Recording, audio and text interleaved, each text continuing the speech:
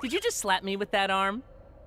Holy crap, it talks. Hello all, and welcome to a new theory series, or theories for short. In this one, we are looking at the very new show, MurderDrones. We are going to go into a lot of this show, similarly to how we did with the newest season of Don't Hug Me, I'm Scared. However, this is slightly different. This show didn't just poop out a full season like every other show we've discussed so far, but rather it's doing similar to Hell of a Boss, where it releases one episode at a time. And sadly, there are only 3 episodes right now, but that's all we need down here before we start cranking out these theories. So, before we begin, I will say that there are major MurderDrone spoilers up ahead, so if you want to watch the show first, I would go and do so now. MurderDrones opens its doors, pun intended, with an epilogue explaining that this show will take place on an exoplanet after humanity wiped its planetary population on said planet. The entirety of humanity isn't wiped out, just its chapter on this planet. According to the voiceover, the parent company that created the drones didn't exactly enjoy the concept of runaway AI, and so enters the MurderDrones. These drones, also called disassembly drones, were programmed to destroy all of the rogue worker drones, except these ones now have a few fail-safes. The disassembly drones have to consume the oil that is kept within worker drones, or else they will overheat and die, and disassembly drones also can't go out in the sun. So, they have to drink blood and can't be in sunlight.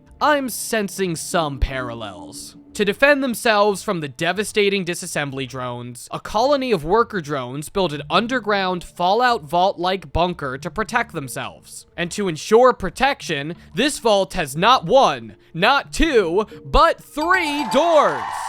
The drone that built these doors is named Con Dorman. His daughter, Uzi, is the main character that we follow in this show. She's the classic angsty teen with a famous father, trying to separate herself from him and rebel against what he does. She ends up leaving the safety of the doors with a custom railgun that she built to defend herself from the deadly disassembly drones. Of course, everything goes wrong. She gets chased by a murder drone named N, but she gets the upper hand. She shoots off the murder drone's head, and once it rebuilds itself, its program is damaged, and it doesn't identify Uzi as a worker drone. Uzi ends up accidentally planting some ethical questions inside N's head that makes him question much of his existence and purpose as a disassembly drone. After quite a lot of death, Uzi and N team up in a quest to kill all humans. So that's the basics of MurderDrones. Now we need to start asking our big question. The one we're going to look at for this episode is one of the biggest questions so far. What is up with this symbol? It's been the main source of death and destruction in the series, with very little answers to what it is.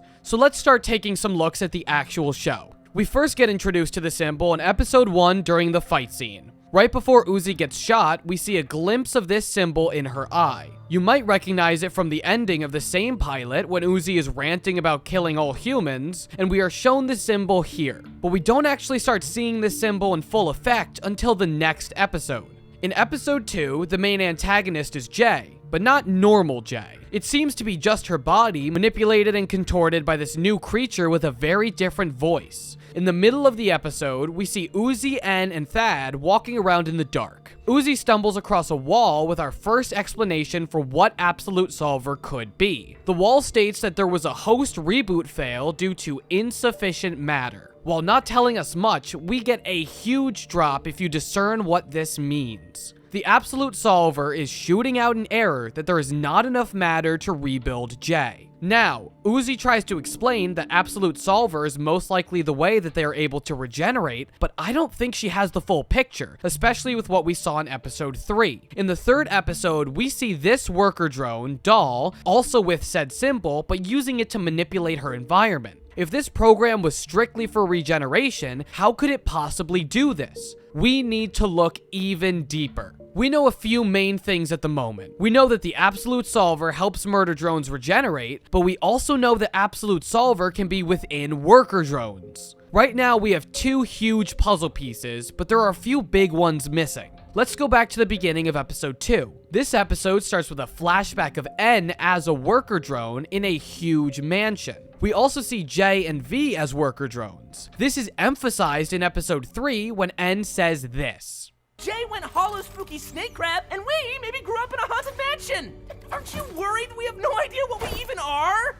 Once again, this feels like a massive piece to our puzzle, but we still don't really have a place to put it yet. There's one thing that might be able to greatly help us in this. If we go back to the pilot, no, not N, he's a terrible pilot. I mean episode 1, there is a strange interaction between our two murder drones about the idea that Uzi was able to plant in N's head. Not that I can't wait to keep murdering all these, maybe not so actually different from us worker drones. Here, N says that maybe the worker drones are not that different to them. This is an idea that wasn't expanded on yet in the show, and I think this is our missing link. What if they aren't as different as they say they are? Not just in a fighting for a collective cause type way, but a real and physical way. This connects with the flashback in episode 2 where we see N as a worker drone. But how? How could they possibly be the same? They are so different. The worker drones have bigger bodies, larger limbs to be able to fit all their weapons, nanite tails, and even wings. But what if the similarities aren't in their hardware, but rather their software?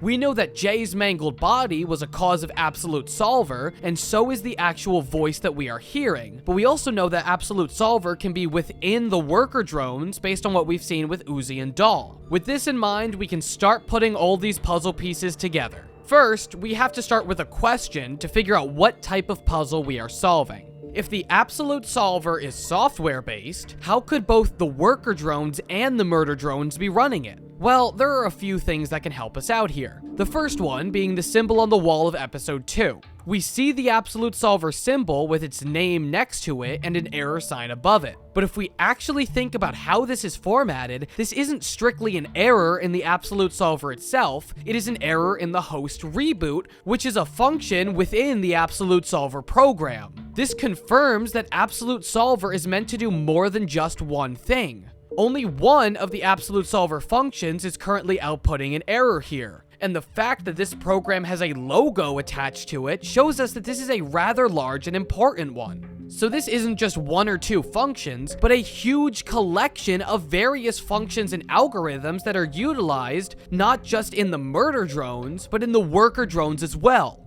But there is one more thing to help us with this idea. Towards the end of episode 2, we get a rather important sentence from the AbsoluteSolver program that is running Jay. So you are a program?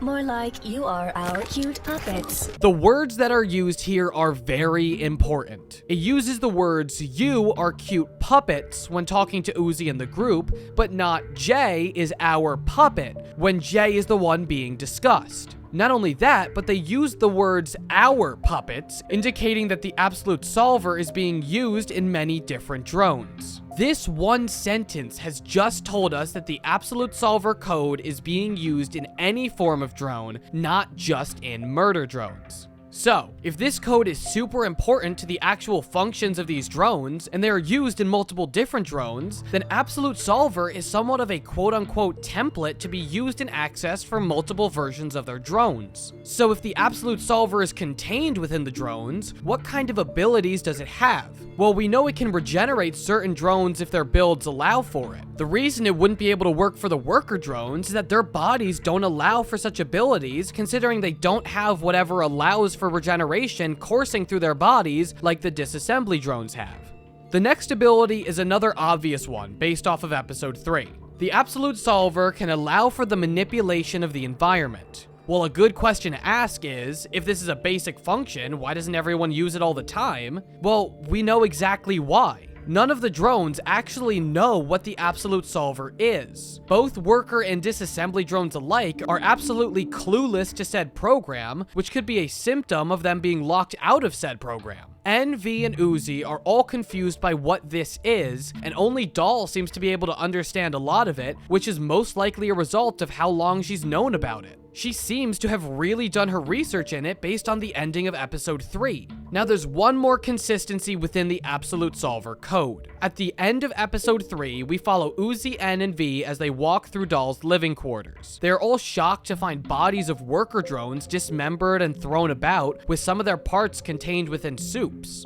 This, along with the ending of episode 2, where we see Doll eat the oil from the Robo-Roach, shows us that Doll has a desire to consume oil. We have no confirmation that this is a necessity like the disassembly drone's physical need to consume oil or else they'll overheat, but at the very least there is a desire to do so. While this could have been a niche and unique thing for Doll, there's another thing in episode 3 that shows us that this isn't just Doll. When we see Uzi walking through the kitchen, she drags her finger across the counter to take a closer look at the oil. We cut to N and V, but when we cut back, we get a very intense shot in Uzi's point of view as she stares intently at the oil still on her finger and cuts to show her mouth slowly opening. This confirms that this isn't just Doll. This is a trait that is carried among multiple drones, which suggests that this is a possible AbsoluteSolver trait. And just like with the other traits that we have seen from these drones, they are not always carried if the drones have not discovered or unlocked the AbsoluteSolver code.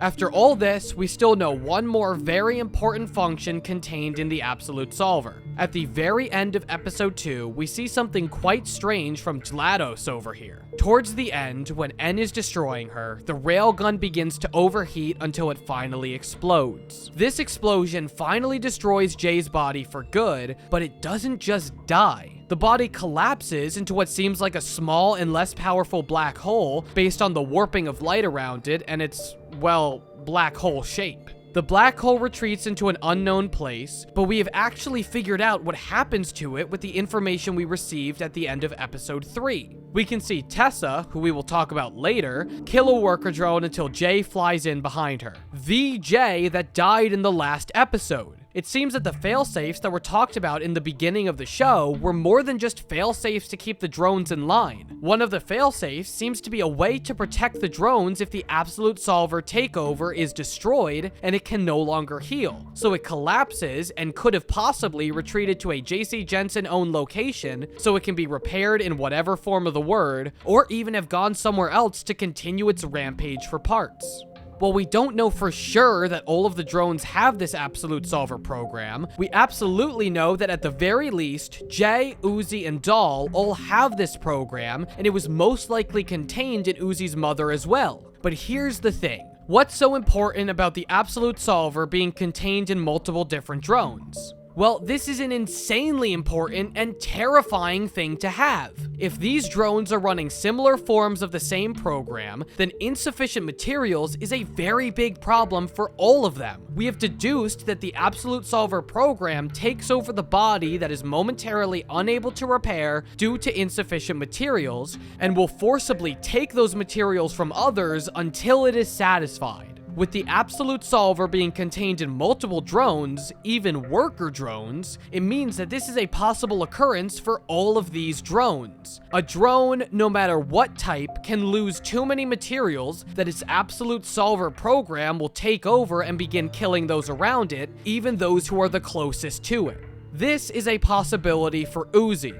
If she can become this mangled monstrosity, then there are more than just external threats, but her own internal one as well, which is arguably even more important. If Uzi is taken over by the AbsoluteSolver program, then it might be the end of many of our beloved characters in this show, even Uzi herself, with Doll saying, "I'm so sorry for you" at the end of episode 3, suggesting that she may know the true consequence of AbsoluteSolver.